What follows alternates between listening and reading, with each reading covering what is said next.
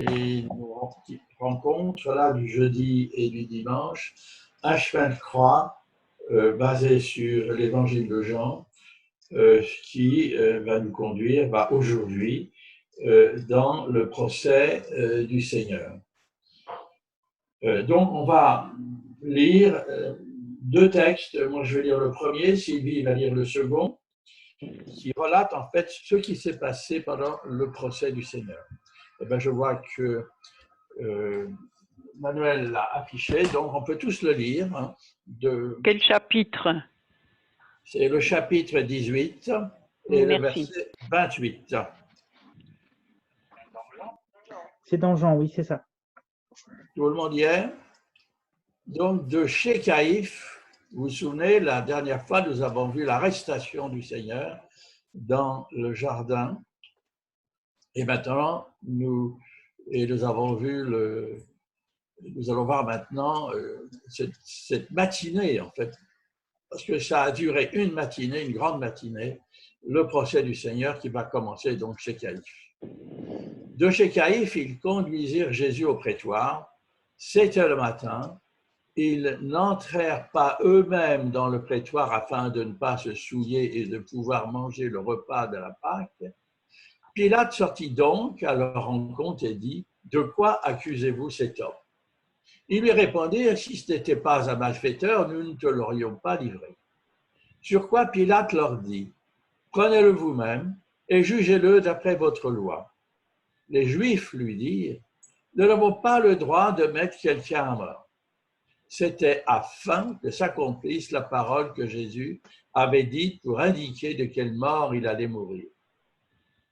Pilate rentra dans le prétoire, appela Jésus et lui dit : « Es-tu le roi des Juifs ? » Jésus lui répondit : « Est-ce de toi-même que tu dis cela ou d'autres te l'ont dit de moi ? » Pilate répondit : « Suis-je un Juif, moi ? La nation et les chefs des prêtres t'ont livré à moi. Qu'as-tu fait ? » Jésus répondit : « Mon royaume n'est pas de ce monde. Si mon royaume était de ce monde, mes serviteurs auraient combattu pour moi, afin que je ne sois pas livré aux Juifs. Mais en réalité, mon royaume n'est pas d'ici. » Pilate lui dit : « Tu es roi donc ? » Jésus répondit : « Tu le dis, je suis roi. Et je suis né, et si je suis venu dans le monde, c'est pour rendre témoignage à la vérité. Et toute personne qui est de la vérité, écoute ma voix. » Pilate lui répliqua : « Qu'est-ce que la vérité ? » Sur ces mots, il sortit de nouveau à la rencontre des Juifs et leur dit : « Pour ma part, je ne trouve en lui aucun motif de le condamner. Mais comme c'était une coutume parmi vous que je vous relâche quelqu'un lors de la Pâque, voulez-vous que je vous relâche le roi des Juifs ? » Alors, de nouveau, ils crièrent tous : « Non, pas lui, mais Barabbas. » Or, Barabbas était un brigand. Alors Pilate ordonna de prendre Jésus et de le fouetter. Les soldats tressèrent une couronne d'épines qu'ils posèrent sur sa tête et lui mirent un manteau de couleur pourpre. Puis, s'approchant de lui, il disait : « Salut, roi des Juifs !» et il lui donnait des gifles. Pilate sortit de nouveau et dit aux Juifs : « Voilà, je vous l'amène dehors afin que vous sachiez que je ne trouve en lui aucun motif de le condamner. » Jésus sortit donc, portant la couronne d'épines et le manteau de couleur pourpre. Pilate leur dit : « Voici l'homme. » Lorsque les chefs des prêtres et les gardes le virent, ils s'écrièrent : « Crucifie-le, crucifie-le !» Pilate leur dit : « Prenez-le vous-même et crucifiez-le, car pour ma part, je ne trouve en lui aucun motif de le condamner. » Les Juifs lui répondirent : « Nous avons une loi, et d'après notre loi, il doit mourir parce qu'il s'est fait fils de Dieu. » Quand il entendit cette parole, Pilate eut très peur. Il rentra dans le prétoire et dit à Jésus : « Où es-tu ? » Et Jésus ne lui donna aucune réponse. Pilate lui dit : « C'est à moi que tu refuses de parler? Ne sais-tu pas que j'ai le pouvoir de te relâcher et que j'ai le pouvoir de te crucifier? Jésus répondit, tu n'aurais aucun pouvoir sur moi s'il ne t'avait pas été donné d'en haut. C'est pourquoi celui qui me livre à toi est coupable d'un plus grand péché. Dès ce moment-là, Pilate chercha à le relâcher, mais les Juifs criaient, si tu le relâches, tu n'es pas ami de l'empereur. Tout homme qui se fait roi se déclare contre l'empereur. Après avoir entendu ces paroles, Pilate amena Jésus dehors et siégea au tribunal à l'endroit appelé le pavé, en hébreu Gabata. C'était le jour de la préparation de la Pâque. Il était environ midi. Pilate dit aux Juifs, voici votre roi. Ils s'écrièrent alors, à mort, crucifie-le. Pilate leur dit, dois-je crucifier votre roi? Les chefs des prêtres répondirent, nous n'avons pas d'autre roi que l'empereur. Alors il le leur livra pour qu'il soit crucifié. Et donc Jésus et l'emmenèrent. On arrête là la lecture. Et on va parcourir ensemble cette scène qui est surréaliste du procès de Jésus, notre Sauveur et Seigneur.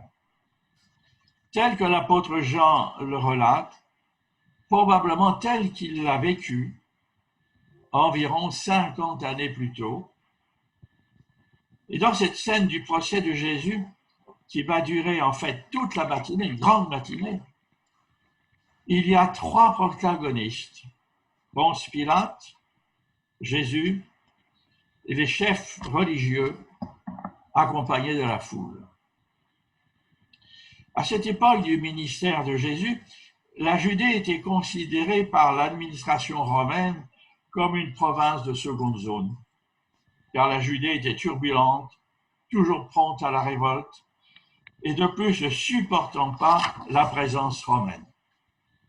De ce fait, la Judée était administrée par un militaire qui dépendait directement de l'empereur.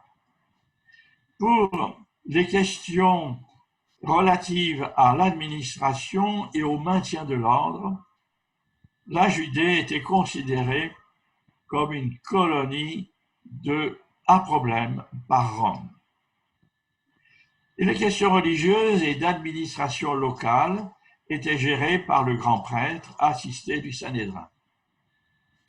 Le grand prêtre était nommé par le gouverneur et les annales historiques nous présentent le préfet Pilate, auquel le Seigneur a été confronté lors de son procès, comme un gouverneur maladroit, indifférent aux sensibilités de ses administrés, et de plus, il était brutal et notoirement antisémite, comme nous le révèle Jean 18, verset 35.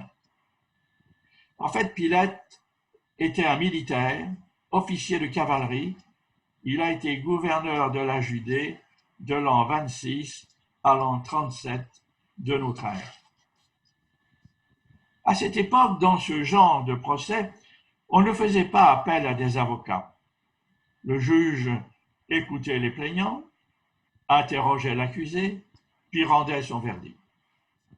Donc, dans ce procès hors norme de Jésus, Pilate est le juge, Jésus l'accusé sommet de se défendre, et les Juifs, les autorités du temple, sont les plaignants. Dans le déroulement de ce procès, au début, Pilate prend l'avantage, il prend des initiatives et dirige les débats. Il interroge Jésus, l'accusé, et ne le trouvant pas coupable, propose de le faire bénéficier de l'amnistie pascale, qui est une tradition juive. Alors, pour apitoyer la foule qui se presse devant le prétoire, Pilate fait fouetter Jésus et l'affuble d'une couronne d'épines et d'un manteau de couleur pourpre, et Pilate présente ainsi Jésus et Barabbas, qui est un brigand, à la foule, afin qu'elle choisisse celui qu'elle veut libérer. À ce moment-là, les autorités du temple prennent le dessus, avec l'aide d'un attroupement bien encadré qui crie « Crucifie-le, crucifie-le ». Les autorités du temple, en manipulant la foule, manipulent Pilate pour arriver à leur but, celui d'éliminer Jésus. Dans cette atmosphère délictueuse, le seul à rester serein et digne d'un bout à l'autre de l'audience, c'est Jésus qui garde la maîtrise des événements. Ce qui frappe le plus dans ce récit de l'apôtre Jean, c'est le face-à-face entre Pilate et Jésus. Deux questions cristallisent l'essentiel de leurs échanges. Qu'est-ce que la vérité et qu'est-ce que le pouvoir? Les allées et venues de Pilate, qui sort 4 fois du prétoire pour rencontrer les autorités juives, qui sont restées dehors pour ne pas se souiller pour le repas de la Pâque, manifestent un certain trouble et de l'hésitation chez le gouverneur, qui, pendant tout le temps du procès, va osciller entre la vérité et le pouvoir. Au début du procès, Pilate semble réticent pour juger Jésus, bien qu'il ait couvert l'arrestation par la présence de soldats romains. Mais devant les chefs des Juifs qui restent dehors du prétoire à vociférer, et Jésus qui se tient calme et répond de façon énigmatique aux questions que Pilate lui pose, ces attitudes renforcent Pilate dans l'idée qu'il s'agit d'un différend interne aux lois juives et que les autorités du temple doivent régler cette affaire entre eux. Surtout qu'il n'y a pas de chef d'accusation clairement formulé contre Jésus, seulement une assertion qu'il se prend pour le roi des Juifs. Dans ce procès, l'idée des chefs juifs n'est pas que Pilate se saisisse du cas Jésus de Nazareth pour le juger, mais qu'il entérine sans autre forme de procès la sentence décidée par le Sanhédrin et qu'il transforme leur condamnation pour blasphème en condamnation pour trahison qui mérite la peine capitale.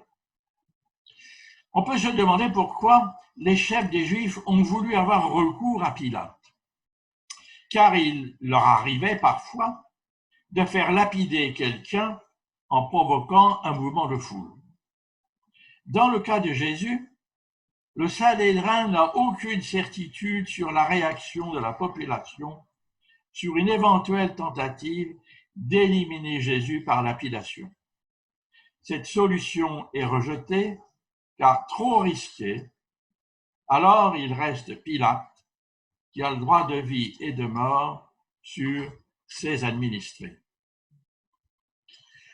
Les chefs juifs prennent la décision d'amener Pilate à condamner à mort Jésus, car en plus, il a à sa disposition des soldats pour faire exécuter la sentence, même si la population prend le parti de Jésus.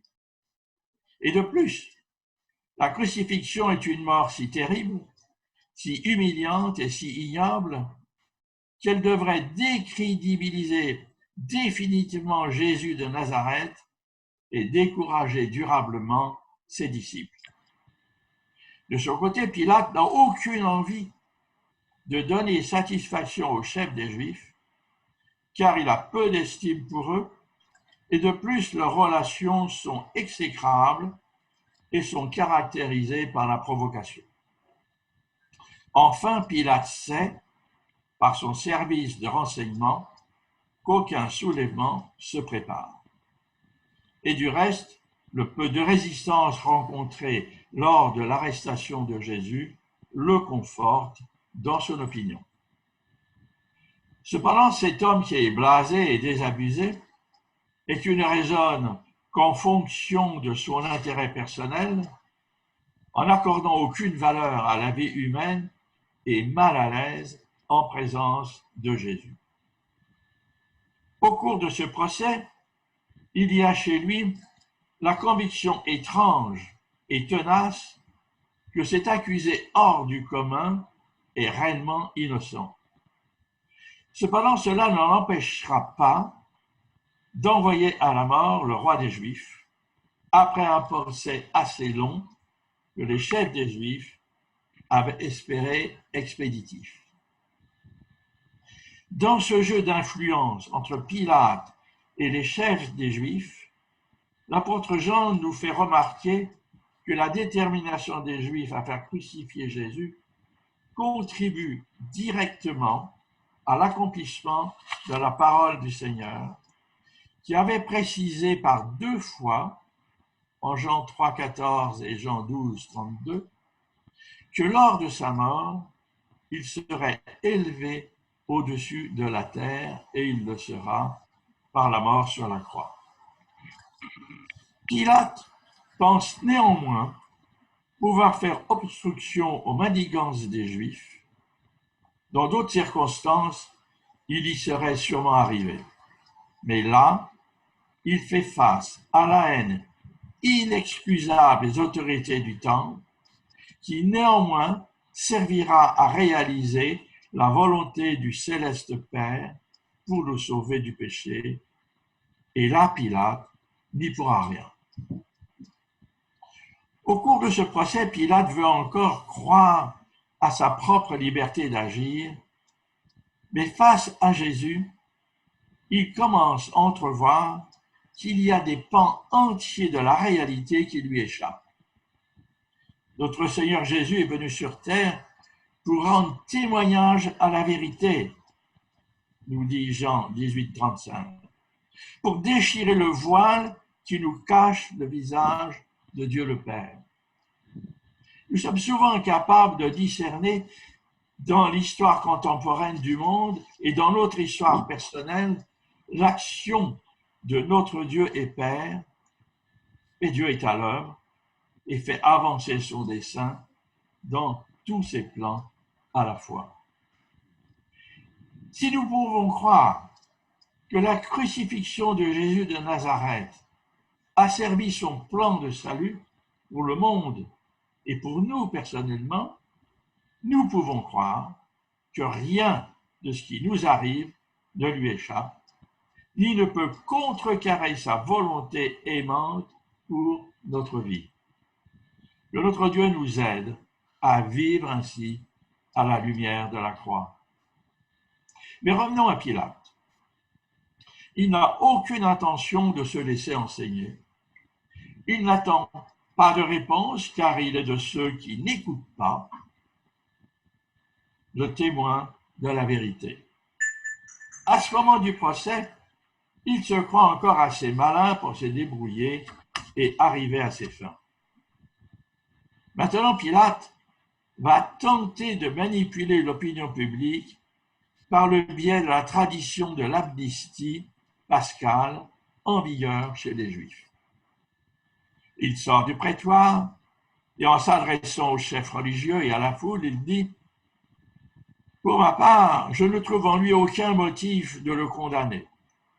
Mais comme c'est une coutume parmi vous que je vous relâche quelqu'un lors de la Pâque, voulez-vous que je vous relâche le roi des Juifs ?» Par cette harangue, qui contient une part de vérité, mais qu'il termine de façon provocante pour les chefs religieux, en appelant Jésus le roi des Juifs, il déclenche de nouveau la colère de la foule. Car maintenant, il y a une foule importante devant le prétoire, et cette foule est manipulée par les chefs du temple, les chefs religieux, et l'évangéliste Marc nous le dit en Marc 15, 11. Il nous dit les chefs des prêtres excitèrent la foule afin que Pilate leur relâche plutôt Barabbas. On peut dire maintenant que le malin est là et qu'il inspire la foule. Elle demande l'avis de Barabbas, un brigand notoire, un homme dangereux, un bandit, contre la vie pure et sans tache de Jésus, le Fils de Dieu. Combien de personnes dans cette foule ont dansé de joie en criant Hosanna à l'entrée de Jésus à Jérusalem il y a quelques jours? La foule est superficielle, elle s'amuse des apparences et en même temps elle croit qu'elle peut influencer le cours des événements. L'opinion publique de Jérusalem était ce jour-là manipulée par les chefs religieux, mais aussi sûrement que celle de nos pays est pilotée par les médias, la publicité et l'industrie cinématographique. L'opinion publique est une chose, la vérité en est une autre. Et elle est manipulable car elle n'a pas de boussole pour la diriger, et nous l'avons vécu dans les mois passés dans notre pays avec les Gilets jaunes.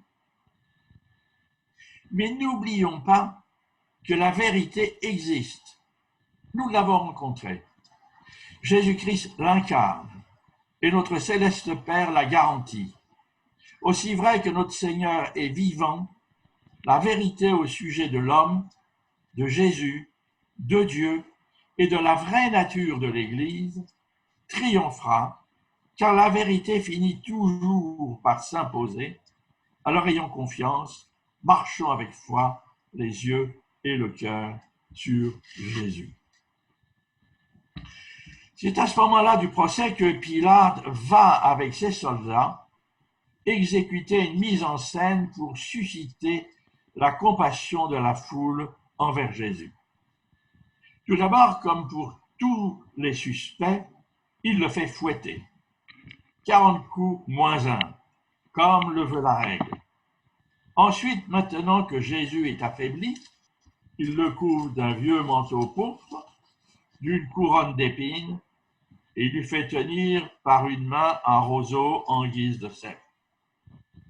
L'idée de Pilate est de montrer à la foule et aux chefs religieux un roi inoffensif et sans pouvoir. Mais quelle humiliation pour Jésus, qui subit malgré lui cette mascarade douloureuse.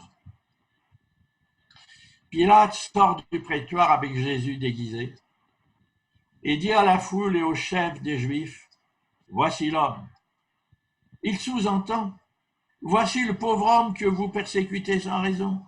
A-t-il vraiment l'air d'un roi ?» Mais en face de Pilate, il y a les chefs des Juifs qui ont en tête la prophétie de Caïphe. Il vaut mieux qu'un seul homme meure pour le peuple. Et ça, c'est le principe du bouc émissaire. Et Pilate leur dit, « Voici l'homme » en présentant Jésus. Et les chefs de la foule comprennent, « Voici l'homme qui doit mourir pour le peuple. » Et un cri jaillit spontanément, « Crucifie-le, crucifie-le » Et Pilate est complètement désemparé. Le procès lui échappe à ce moment-là. Et Satan entre dans la foule, comme il est entré dans Judas, et se déchaîne. Rejeter Jésus de notre cœur et de notre vie, et c'est ouvrir la porte aux dominateurs de ce monde. C'est ce que le chef des Juifs et la foule font. Pilate, qui commence à être désemparé, leur dit, « Prenez-le vous-même et crucifiez-le, car pour ma part, je ne trouve en lui aucun motif de le condamner. » Et les Juifs lui répondent, « Nous avons une loi, et d'après notre loi, il doit mourir parce qu'il s'est fait fils de Dieu. » Là, Pilate est dépassé, et il commence à perdre pied dans ce procès. Il rentre au prétoire avec Jésus et lui demande, « D'où es-tu » Et Jésus ne lui répond pas. Pilate, qui est superstitieux et qui a les craintes des esprits d'un païen romain moyen, sent que tout lui échappe. Il lance à Jésus, par bravade, « Laisses-tu pas que j'ai le pouvoir de te relâcher et que j'ai le pouvoir de te crucifier ?» Jésus lui répondit, « Tu n'aurais aucun pouvoir sur moi s'il ne t'avait pas été donné d'en haut. » Le pouvoir est le vrai ressort profond de la personnalité de Pilate. Et les autorités juives l'ont bien compris. Elles vont l'acculer à choisir entre la vérité, c'est qu'il croit Jésus innocent, et le pouvoir. S'il ne peut pas perdre, et il va être obligé de choisir le pouvoir contre la vérité, quand les Juifs y est, si tu le relâches, tu n'es pas l'ami de l'empereur. Et ils ajoutent, tout homme qui se fait roi se déclare contre l'empereur. Les autorités du temple ont un comportement totalement inspiré par la haine et excité par Satan. Car elles invoquent pour faire plier Pilate l'autorité de l'empereur, qu'elles ne supportent pas et qu'elles exècrent par-dessus tout. Elles préfèrent faire libérer le bandit Barabbas et faire mourir Jésus le juste, le Fils de Dieu. Pilate a dû avoir du mal à en croire ses oreilles, car il connaissait bien le caractère teigneux et insoumis des dirigeants juifs. Une dernière fois, il était environ midi, Pilate sort du prétoire avec Jésus et le présente comme leur roi. Pilate dit aux chefs juifs, « Dois-je crucifier votre roi ?» Et la réponse des chefs est péremptoire. « Nous n'avons pas d'autre roi que l'empereur. Crucifie-le. » Le pouvoir l'emporte sur la vérité. Le verdict tombe. Pilate leur livre Jésus pour qu'il soit crucifié. Et il le sera par les soldats romains. Seul l'évangile de Matthieu relate que Pilate prit une bassine d'eau et se lava les mains en présence de la foule et dit « Je suis innocent du sang de ce juste. C'est vous, cela regarde. » Et tout le peuple répondit « Que son sang retombe sur nous et sur nos enfants. » Terrible réponse à la foule qui a fait tomber un anathème sur le peuple d'Israël jusqu'à aujourd'hui. Dans ce procès, il n'y a que l'accusé Jésus qui est resté digne. Il a vraiment été, comme dit Ésaïe au chapitre 53, verset 7, l'agneau qu'on mène à l'abattoir, la brebis muette devant ceux qui le tondent. Il n'a pas ouvert la bouche. Il a été enlevé sous la contrainte et le jugement. La sentence est tombée aux environs de midi, nous dit Jean, et immédiatement, elle sera exécutée.